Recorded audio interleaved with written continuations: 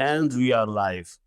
Hello, everyone, and welcome to today's webinar, Email Marketing Trends for 2024. I'm really glad that you are all here, and thank you, Dmytro, for joining us today. Dmytro is from 𝗏𝗏𝗏. He's the CEO and founder of 𝗏𝗏𝗏 Email. Dmytro, could you talk us a bit about 𝗏𝗏𝗏? Yeah, hello everybody. 𝗏𝗏𝗏 is email design platform. So it's place where you can create email and then send using any system used for sending. Just export in one click into GetResponse or even Gmail, Constant Contact, MailChimp, doesn't matter. Hundreds of integration. So with 𝗏𝗏𝗏, you create email, perfectly design it that looks good at any email client, and just send it using GetResponse. Perfect. Thank you very much for the introduction. So, everyone, please let us know where you are joining us from. And I would like to preface this that the whole webinar is recorded. So we are going to send you the recording like a couple of days after the webinar has concluded. So don't worry if you have to jump out or if you're a couple of minutes late. Don't worry about that. We will send the recording as soon as possible. We've actually prepared a few questions for you to break the ice. So please let me know if you see the survey on your screens. We have prepared 5 questions, and we are really curious about your answers. So please feel free to start voting by clicking on the one of the answers for each question. And this is a little bit of a spoiler for today's webinar because each of these questions is for a topic that we are going to cover today. So I'm really curious about your answers here. By the way, I'm also trying to look at the chat, and I see that we have quite the international audience here today. We have a lot of people joining us from the US. Oh, wait, sorry. Someone is typing that my sound is breaking up. Please, can you let me know if you can hear me correctly? Dmytro, do I? Yeah, I can hear you very good. Okay, great. Okay, so that might be an internet connection issue, but don't worry, everything is recorded. So yeah, a couple of seconds more to finish the voting, and then I'm going to publish the results. So last seconds to cast your votes, and then we shall begin.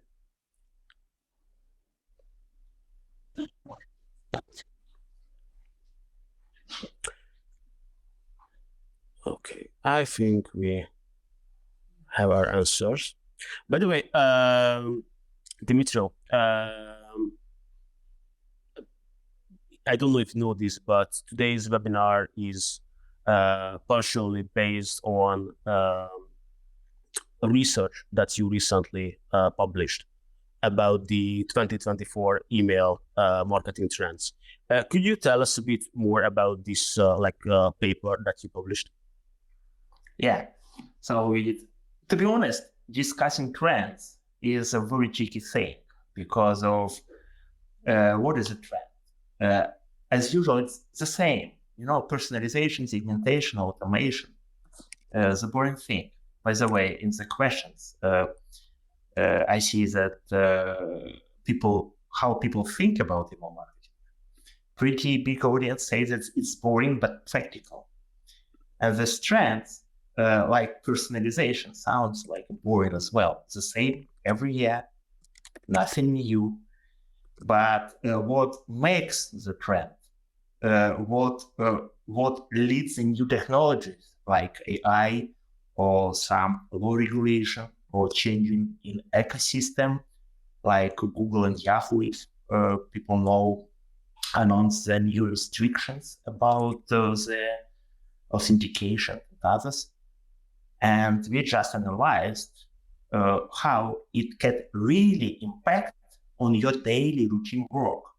on your daily activity. So we wanted to publish the trends that matters, not just the marketing things that we have to say, but just think that what's changing market.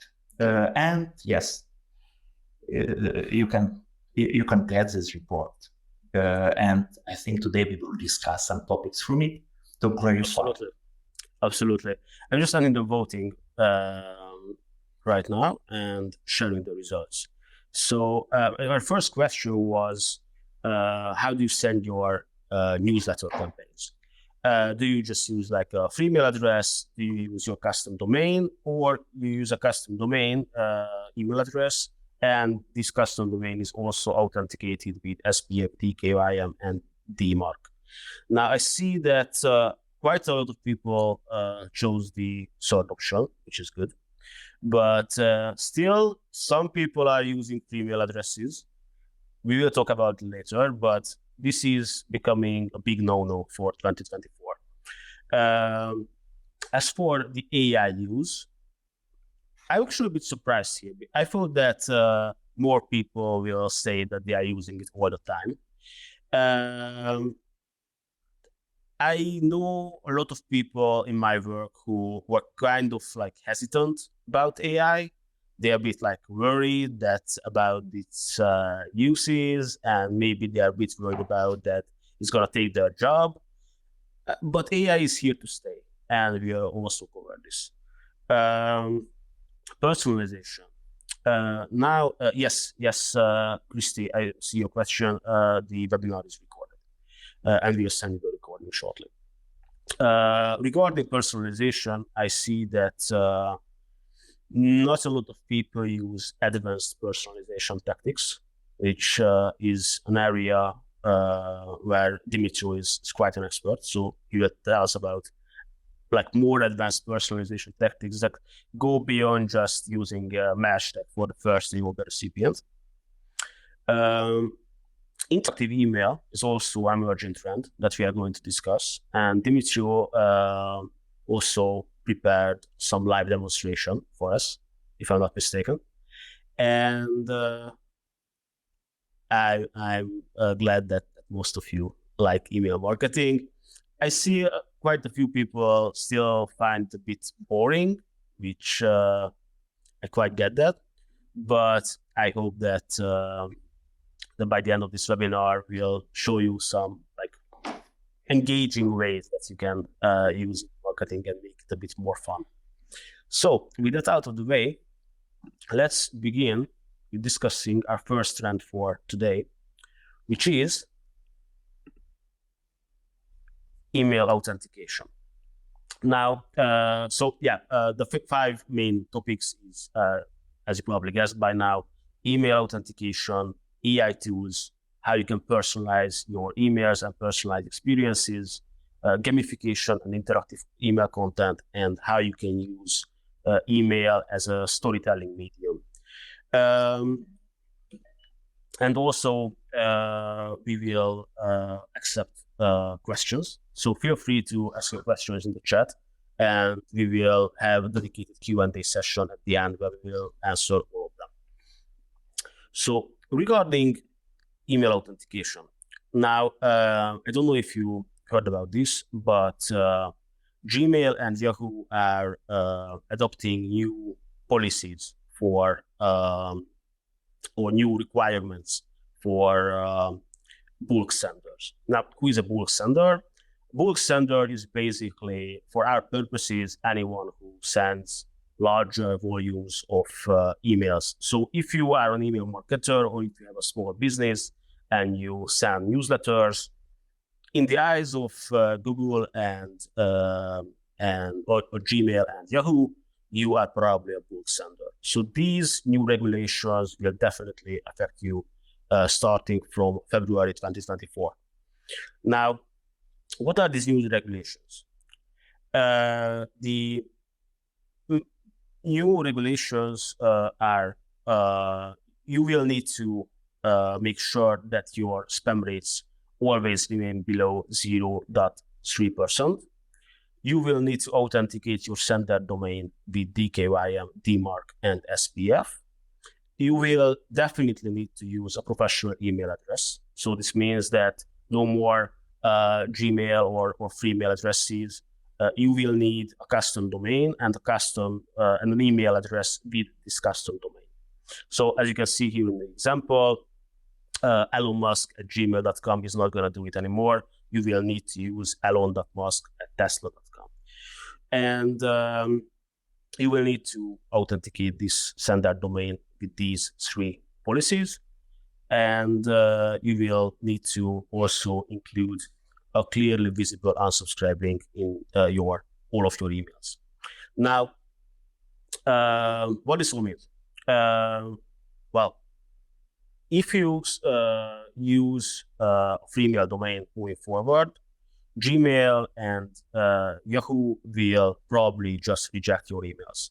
So if you send a marketing campaign to like 1,000 people, and most of them are like Gmail and Yahoo users, which most of internet users use one of these services, they simply won't receive your emails. So for this reason, you will need a custom domain, but you are not done yet. Now you have the custom domain, you will need to create this email address with this custom domain. And then you will need to authenticate the sender domain itself. So these 3 policies ensure that they basically ensure that all of your emails come from you personally and not someone else pretending to be, if that makes sense. So SPF is basically a record that you add to your domain's DNS settings, which tells these inbox providers like Gmail and Yahoo, which are the proper email service providers that you use. So for example, if you use GetResponse to send your emails, you will need to add a record that contains GetResponse. DKYM is basically like a seal. So this is a unique key that only you have, and this ensures that when you send an email, the inbox provider sees that this email really came from your end. And DMARC tells this inbox service what to do when either the DKYM or the SPF or both of these policies fail. What to do with the message. Should they accept it? Should they reject it or put it into quarantine? Now, this all sound pretty complicated. Don't worry about it. The only thing that you need to remember now is that you need to authenticate your domains, and you need a professional domain. And everything else will be provided to you at the end as the bonus in our bonus resources page. You can actually click on the link at the top of the presentation, where you will find some additional resources about how you can set up these DNS settings. One-click unsubscribe and clearly visible unsubscribe link basically means that you will need to allow your subscribers to easily unsubscribe from your email communications. If you use an email service provider like GetResponse, this has been taken care of, so you don't need to worry about that.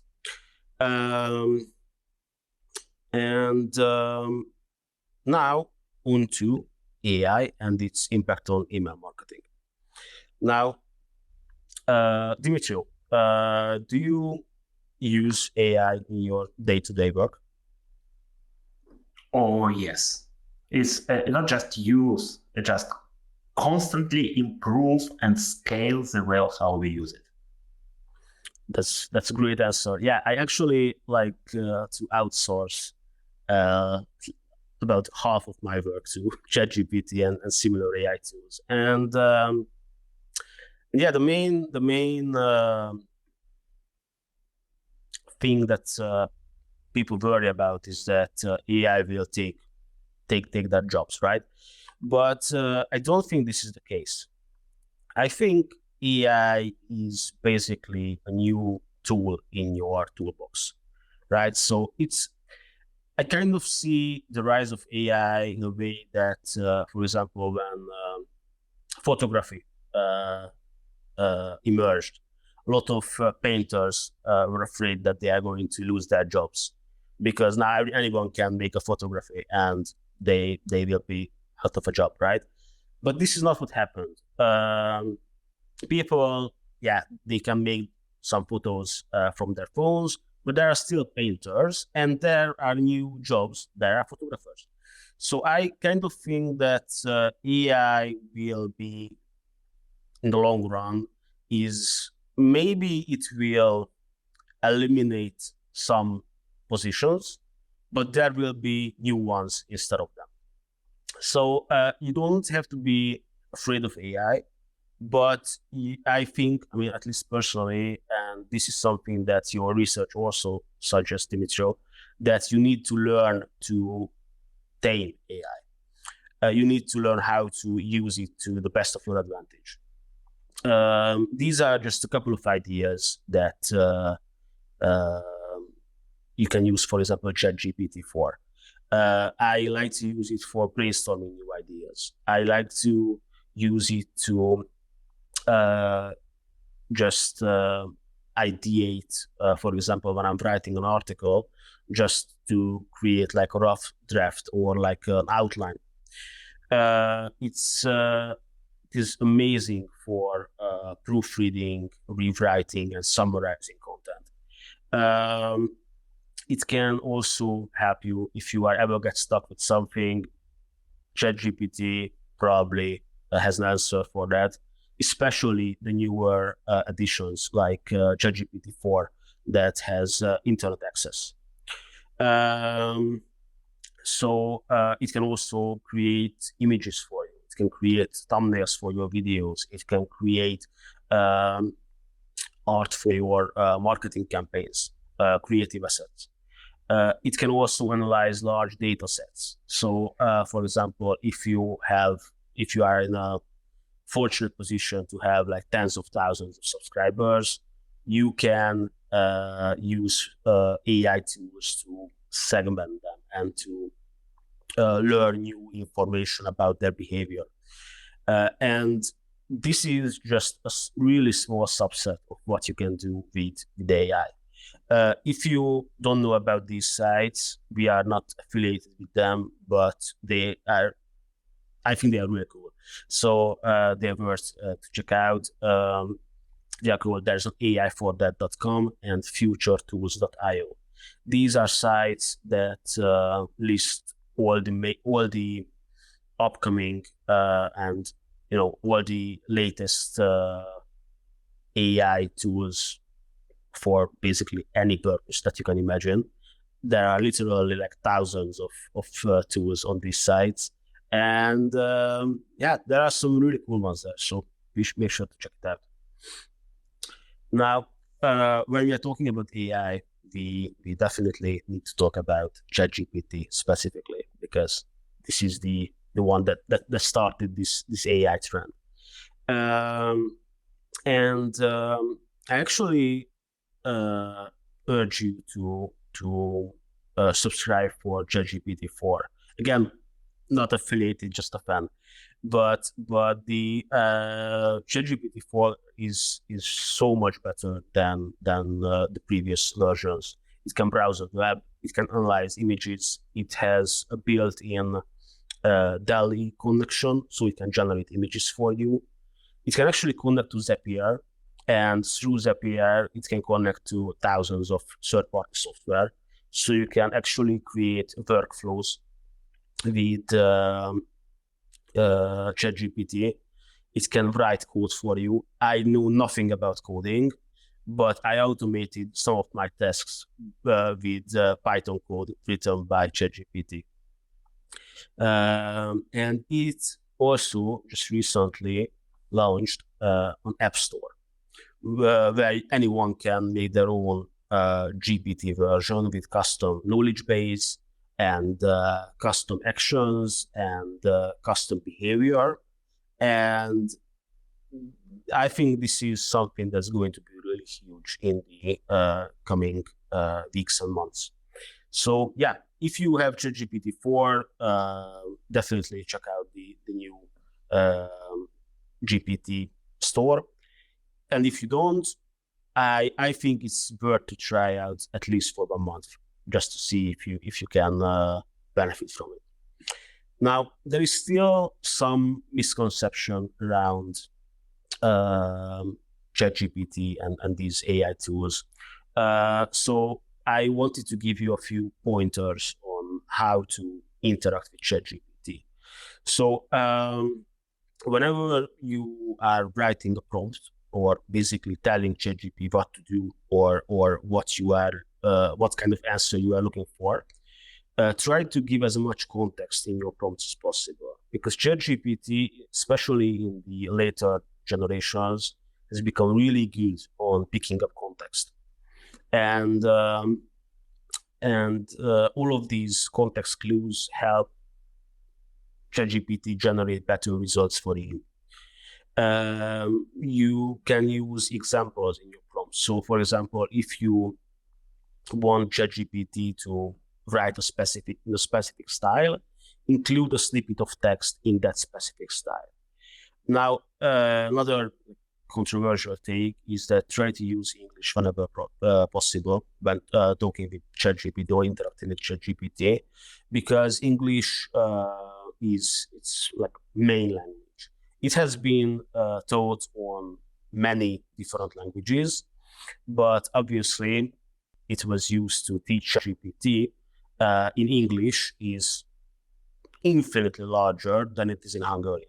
So whenever I interact with ChatGPT, I use English specifically because of that. If you don't get the result that you are looking for the first try, don't get discouraged. Try refining your prompts. So try to, for example, if you get after an unsuccessful attempt, when it gives you some answer, try nudging it in the right direction. Try different approaches, and eventually you will get the result that you want.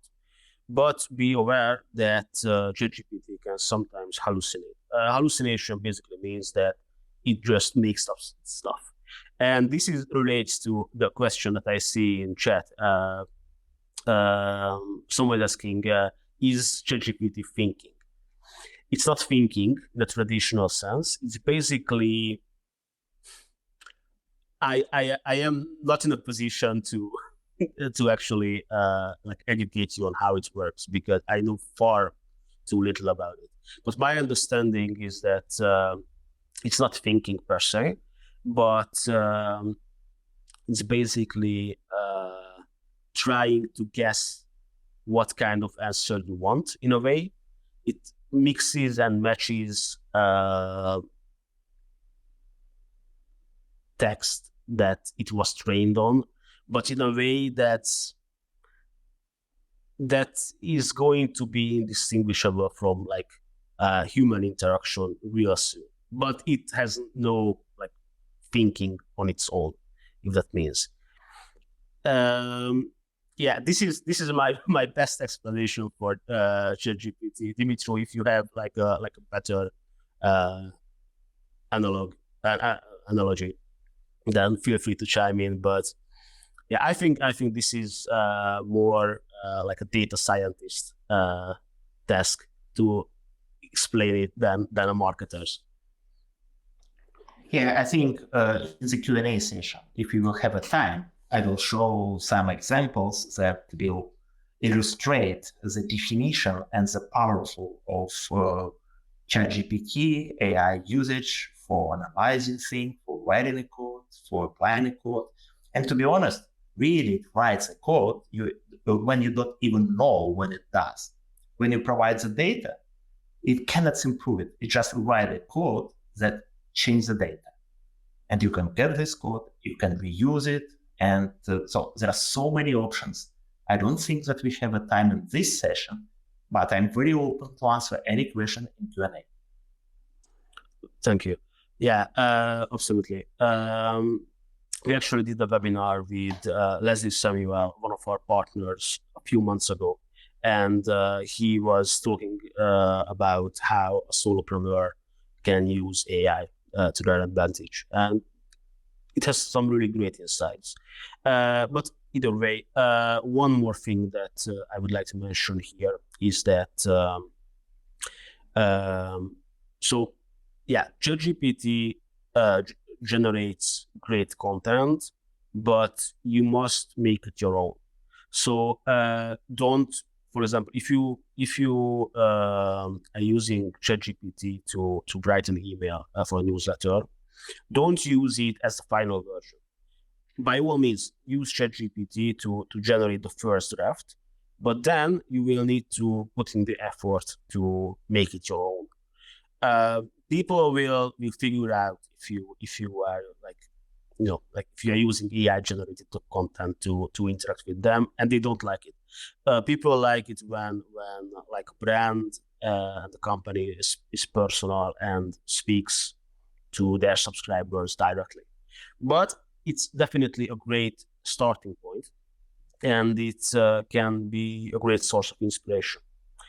And there is one more thing that I wanted to mention here is that since this AI boom, GetResponse has been really big on trying to implement as much AI features to our email marketing platform as we can. And our developers were really busy in the past few months, but now we have an AI website and landing page generator, an AI email generator that writes the full email for you, an AI campaign generator which creates a landing page, a welcome email, and a newsletter for you just by providing some really basic information on your business. We have an AI-powered email assistant that helps you write emails, and it's in our drag and drop email editor. You can use it there. We have an AI-powered subject line generator. You can create ad copy for paid ads with GetResponse. And we also have another feature which is called AI product recommendations that basically learns, for example, if you are running an e-commerce store, it learns how what kind of products your subscribers like to buy, and it suggests products for them in the newsletter, specifically tailored to their interests, which I think is really cool. But now that we are in the topic of personalization, great segue. Now, Dmytro, it's your turn to tell us about personalization and how you can make the most of it. Yeah, personalization. It's a trend that was, if you would ask any email geek, guru, I don't know, what is a trend, and when he answers personalization, it's right for 20 years ago, and I'm sure it will be the right answer for the next 20 years. The only difference is the way we apply the personalization, because of email is a direct channel that allows us to speak directly for the person and send very unique content. So a lot of people 20 years ago, maybe some now, based on your answer, some still send the same email for everybody, think that personalization is just use some personal data in your mail, like first name, hashtag. Like in this example, is hi in English email, but with Cyrillic in the name because of the form was submitted with Cyrillic data. Does it like bring the feeling of personal communication? I think not. It's just you copy and paste the name in the wrong format. The same when you use the data which doesn't add additional value into your communication. It's not a personalization, or maybe it's personalization, but which doesn't give you some ROI from using this data. Another way of using personalization is when, like, I think, hyper-personalization, when you send the same campaign but with very different content. Usually it's very important for promotion when you have a lot of deals and you want to send the special deal for the people who love sports and cosmetic, have convert much better than for other people. So you have the same structure of email, but different messages. And it's not very big difference between the first variant and the next variant if it doesn't fit expectation of your customers. So I would say that personalization is not only about content. It's about sending the right message to the right people, the right moment of time, using the right channel. It's not only email. Doesn't matter really. It's email or web push or mobile push or text message. Doesn't matter. Viber, WhatsApp, Telegram, doesn't matter. What's important is that your message delivered to your customer who really appreciate this message in the right context, using the right language, and you can continue to use these rights. And you know the statistic, it's not the worst statistic. The company who think they communicate personally, the number is different from a customers who think that they receive personalized message. But what I want to say that to have this right is you can do only when you have a data, because of the data is a fuel for your personalization engine. And we have to understand how it works. First, you have a data, you get the data from all channels you can have, any external channel about user behavior on the site, about the purchase history, the activity, any events, webinars, offline activity. So all omni-channel communication, you get the data and you use in one place to prepare the segment. And when you have a segment, when you have a lot of segments, you can have automate sending message, which you can personalize. And then you choose a channel. So when we go to the idea, then personalization, choosing the right contact, which is segmentation. Using in the right moment of time, usually it's for automation. So I have a data that you tried to buy something and didn't complete your order. So it means abandoned carts. Or maybe you did a search for something, abandoned use, or maybe extended variants when somebody was on the site trying to search for something, and now you have a promotion for this category of goods. So you can do this kind of automated email. Or maybe he has a birthday, or maybe it's some deadline of his loyalty program. Any kind of automation leads to find the right time for the personalization. And then when you have a reason to send a message, you can personalize the content of this message.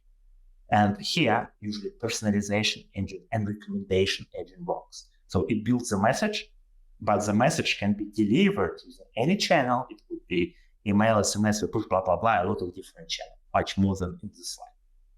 So it's a framework. The personalization is not how you use merge text. It's not about programming. It's an ecosystem. And the fuel of this ecosystem is a data you have to gather. Another thing, we can speak about personalization very long, but one thing which is not obvious is a language. And there are data that show that, and maybe you know that it's much easier to sell you if people will speak with your native language. For example, for me, you can hear from my accent, my native language is Ukrainian. So it's much easier for me to sell when I get a message in my native language. I know Portuguese a little bit. I know English. I even, shame on me, know Russian. But it's hard for me to sell when you will speak in other language.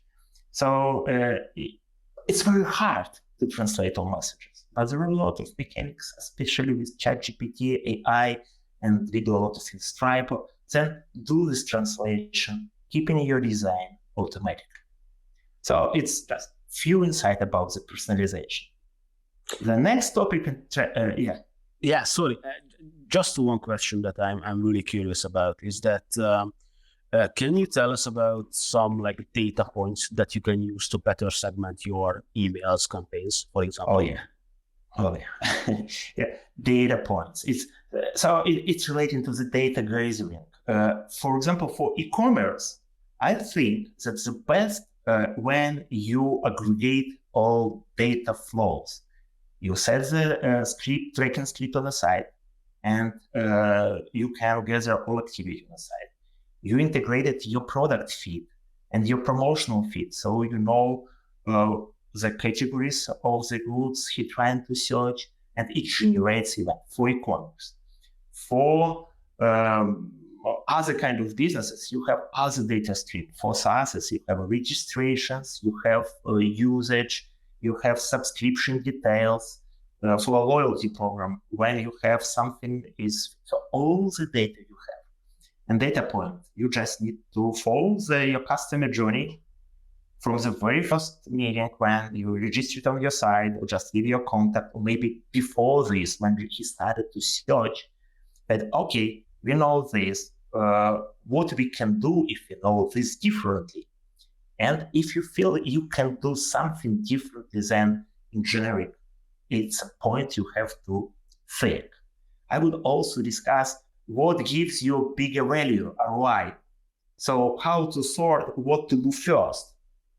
I'm sure that I will answer to this question if you will ask on the Q&A session, because of its pretty mature discussion. Personalization is a key of all direct communication. It's core. Perfect answer. Thank you. The next, I say, trend, because of a lot of things changed in the world. And one of the biggest changes is how email clients operate with interactivity, how many tools you have to play with your customer. What is a gamification? So first, I like the definition. It's how to use game-like components to non-game activities. So it's from product point of view, but to keep people motivating and participating in things they plan to do. What is a game-like components? In the resources on your landing page, you can download several books for localization. I mentioned how to use it, and for gamification, and a lot of examples. What is gamification? You use point system or some rewards or some, avatars or fighting visible. So something or a competition table. If you use Duolingo or something, you met a lot of gamified activities. But what you can do in email is so restricted, so complicated to write an email code. And here I can show you some examples. Let me share a screen. And yes, sharing a window, share. And I will show you my Gmail. So it's a real Gmail, and give you some examples how gamified email can look like. It's in the first variant. For example, it is we send this email on the Christmas. What we can do as a SaaS, as a service in the Christmas, we cannot give promotion for everybody. We have million users around the world, but we decided to send them like Christmas cards and give an ability to send, to draw in email and send Christmas card to us. And as a result, we received, I wanted to show you statistic. I prepared. Where it is?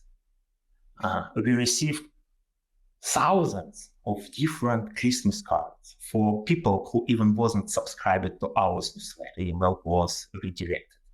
So, and people sent us, I don't know why they're sending penguins to us, but penguins was very popular icon. I don't know why.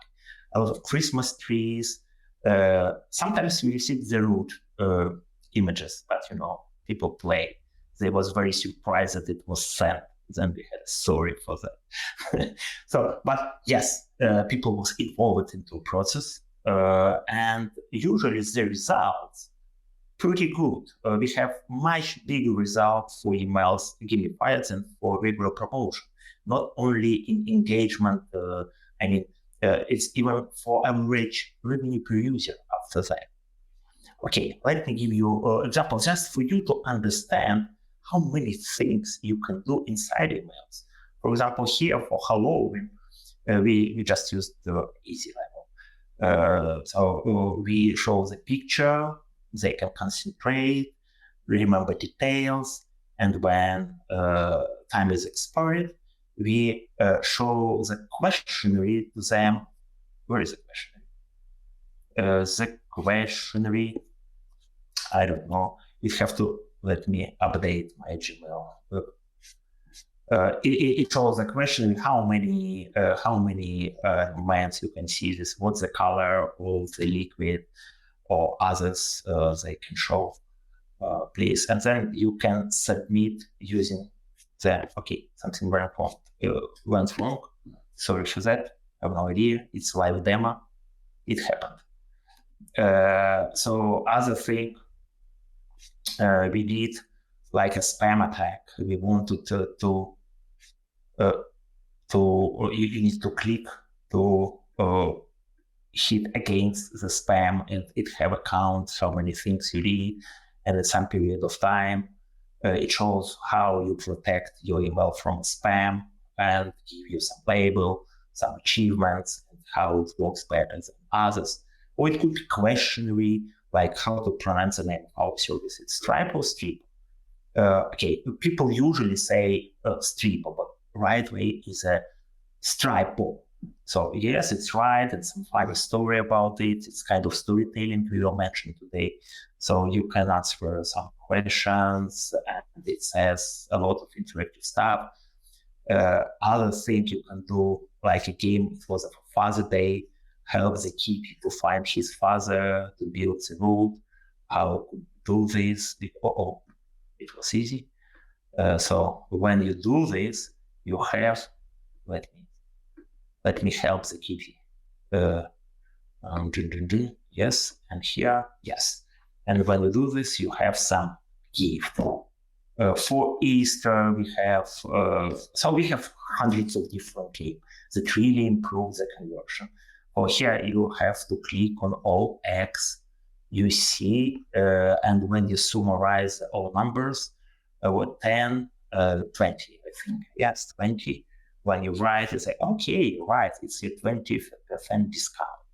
So a lot of examples you can see on the link for game, but how easy to do the thing. By the way, answering for till I'm sharing a screen off topic.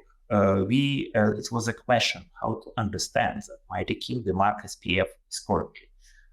You can do it very easily. You can go, for example, in your Gmail and say show original. And in your original, you will see the SPF passed, DKM passed, DMARC passed, so everything is okay.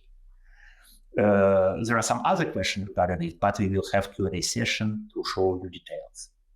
Now I have to switch back to the presentation.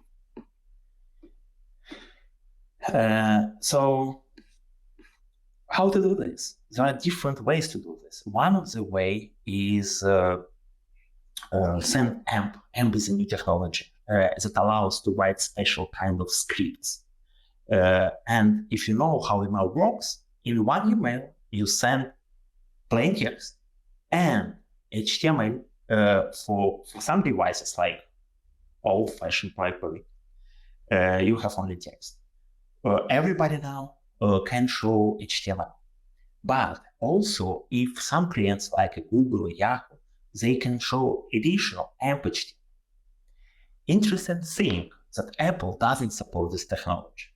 But when you look to your audience, you can see that it's shared between the Apple, Gmail, and others.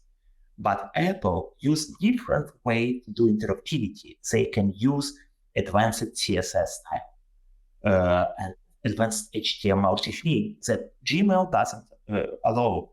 So you need to cover all your audience and have to create the same interactivity in HTML and in 𝗵HTML, and also for, I don't know, like for BlackBerry or some old Outlook versions. It doesn't support either HTML and 𝗵. So provide all three variants: a normal HTML, fallback version, 𝗵HTML, and loads of code. But here is a thing that I like. What is common between the space technology and email creation, and between the SpaceX Falcon 9 and Stripe email? Both very expensive, very hard to support. You have to do computer science and space technology. But when you use modules, it became cheaper every time when you already create it. You just need to refuel the rocket and you can reuse the same modules you already created. You launch once, you return back to the land, to the Earth, and reuse. The same in email. When you create or somebody create advanced gamified technology, you can reuse it easily without any technical thing. You just need to refuel it with the data. And for this thing, for example, we in Stripe, we provide this. Let me share the screen again. We created like builders for the things like questionnaire. You can create the questions. I have already predefined question. You can just fill with the data with options, say what is the correct answer, and you already have an email that will work for 𝗵, and with interactive HTML it will work as well. And all you need to do is just export results with both versions, upload to your sender. It could be GetResponse, it could be any sender you use, if it supports 𝗵 or only HTML, and send it, or save it into your Stripe account if you have account in Stripe. And then when you do this, you can, any email, you can very easily export to any system. It's not kind of demo, I just want to show you that it's easy. In one click, you can use any provider for sending. So returning back to the presentation. Just a quick question. You can send it to GetResponse as well, right? Yeah, for sure. It's in one click. You can export into GetResponse. But only thing about in Q&A, I can do a demo for this. GetResponse still doesn't support 𝗵 for exporting in API. So you can only do HTML part for this. Yes, so what I wanted to say, save your time. New technology brings new trends, and you have to be on a wave, not just to be first, just to use more advanced things and bring interactivity and flexibility into your users to improve your engagement. Another, it's about interactive modules. You have all links on our landing page. And storytelling, again, it's not kind of trend. It's I would say a lot of researchers say it's a trend, but you always had an ability to speak directly. It just works, and it worked 10 years ago, and it works now, and I'm sure we will discuss it later. But not very much companies do this. So I would suggest to take your attention on this, trying to use this, but it has to be embedded as a philosophy of your communication, not just one email that improves performance.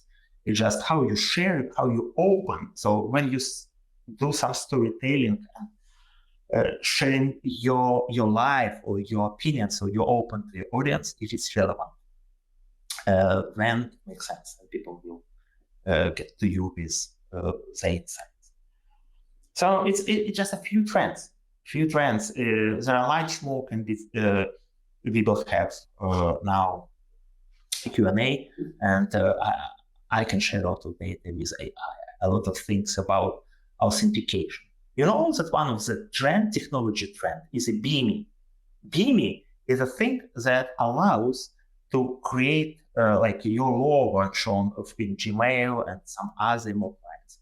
But 𝗵𝗵𝗵 requires authentication. AMP, you cannot use AMP till you have all the key, the mark, and SPF strategy. Some email clients didn't allow to send from public domain. So it's not allowed that your email will be in a spam and maybe just not delivered at all. So it's not something new, nothing to worry about. But if you don't have this, and they see in questionnaire that some companies still don't use authentication, I would not say it's a mistake. It just like it's knowledge. You have to check that everything is configured properly. It must have. It just, I would say that it's hygienic thing. It's like cleaning your teeth every day. You cannot do marketing without this stuff. Yes, it's. I think we are in time and still have a time for questions. Absolutely. Thank you, Dmytro. It was super insightful. So topics that we have covered today were AI in email marketing, and how why you need to be authenticated and why you need to follow the best practices for email marketing, so your deliverability won't take a hit. You have talked about gamification, personalization, and storytelling, and how you can make more email marketing more fun and engaging. So I hope that some of the folks who at the beginning said email marketing is boring, maybe some of them are reconsidering that position. We have two special offers today. One is from us. We are offering a 10% off for new customers with the 𝗔𝗯liche 10% off on all of our plans. 𝗏𝗏 is offering a 3 months free access to the medium 𝗏𝗏 plan with the promo code 𝗏𝗏Trends24. But this is like a real flash sale, because it's only valid until the end of January, 30th of January, and for new customers only. Now, we would like to open the floor to questions, but before we do so, we have prepared a list of bonus resources for you. You can find the CTA button here at the top of the screen.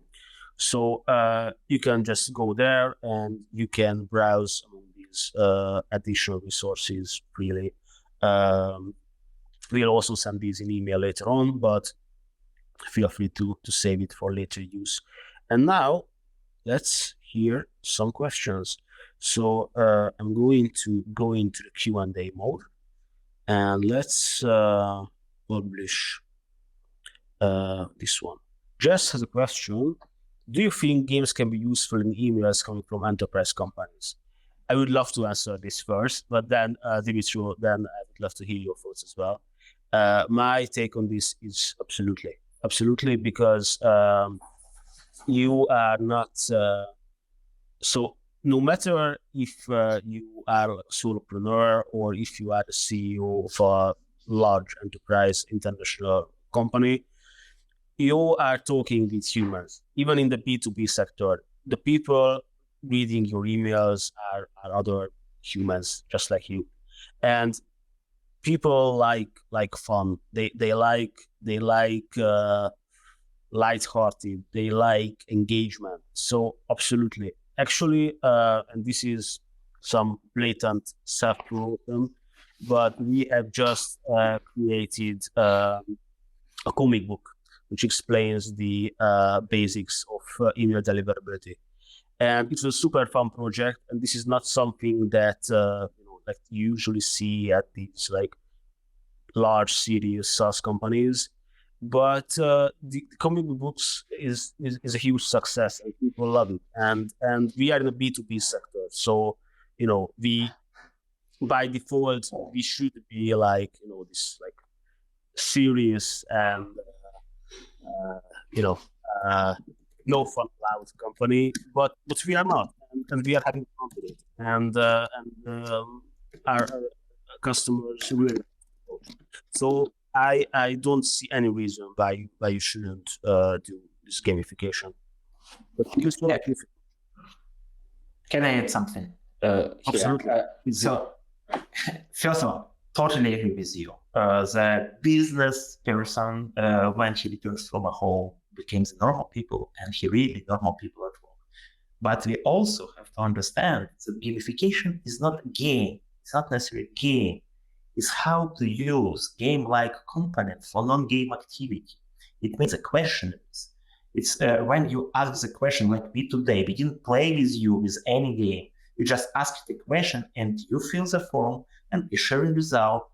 It's a way of communication.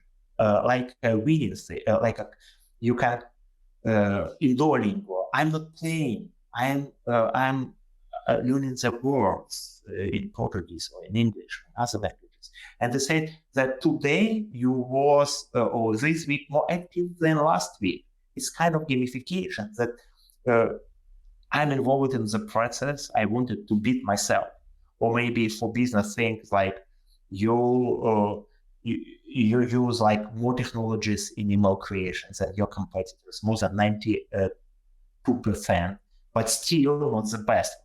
So it's kind of gamification, awards or loyalty program. Loyalty program is gamification in a core. You can extend.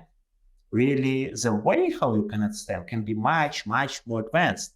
It's not necessary. You don't need to, I don't know, play with the ball or spend your hours doing some nonsense. It just game-like components, which we call gamification for non-game activities. So it's important to understand. And for corporate segment, it works even better because of corporate segment is very boring thing, but communication is not boring thing. Thank you. Yeah, that's a really great quote. We are going to use it in the webinar promotions. We have another question. I think you have basically answered this during your segment, but I would also like to chime in. Bethany is asking, how do you know if your domain is authenticated with these three policies, the SPF, DKYM, and DMARC policies or not? Yes, you can send yourself an email and check the email headers and see if the email has passed these three policy checks. But what I like to do personally is I'm sending this link in chat. That is a cool site called mailtester.com. You just like a spam score basically of out of 10 how spammy your email is, and the higher the lower the score, the worse your setup is. It will also tell you if, for example, if your SBF is not configured properly, or if you are not DKYM authenticated. So yeah, really cool website. Feel free to use it. We have some questions. I think this question was asked in a couple of different ways, but basically the question is: are these interactive emails mobile responsive? Yes, for sure. It depending on how you use it. It's the same as HTML. You can write a good-looking email, but it looks good on desktop, but not very good on mobile. You have to validate. There are a lot of services to do this. But if you're using best practices, when it will work, it definitely can be supported on mobile. And sometimes in mobile, it's even better than in desktop, but you have to test. It's a tricky thing to write an email that goes in any interactive email in any device. And sometimes it's not possible and you need to care about fallback.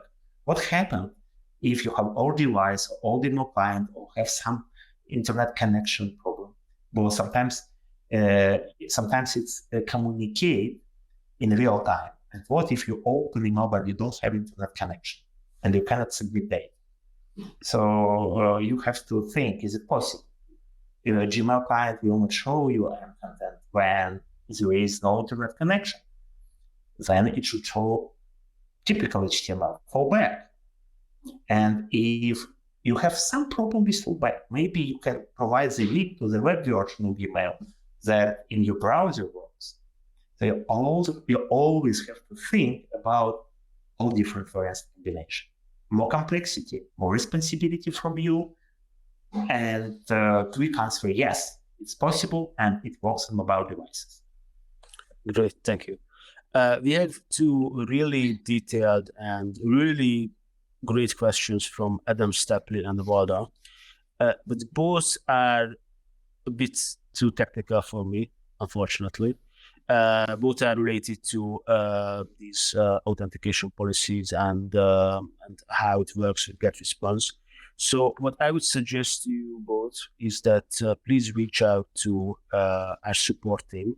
I'm going to send you the link where you can reach our support agents. They are available 24/7, and they will be able to put you in contact with one of our deliverability experts who can answer. But I can answer to the question. Really? Okay. Yeah. So if you send using your Gmail account and you send using GetResponse, can you configure everything? Yes, because of first, SPF, you need in your DNS add the IP or group of IPs that allows send email from your domain. And it's first have to be Gmail account, it's allowed, and GetResponse. So it gets the record in DNS. Next question about the key. What is the key? It's signature. You sign all emails you send. All emails you send from GetResponse has his own signature. From Gmail has his own signature. But in DNS, you have the other key, private and public keys, that can read the signature and check that it's you who allowed it, and it's really your email. And you just need to have this encryption key in your DNS for GetResponse and for Gmail, and it's all just configuration. NDKM is just strategy. DMARC, it's just strategy that allows what to do if something wrong, but everything will be fine. Only the restriction that you need to use the level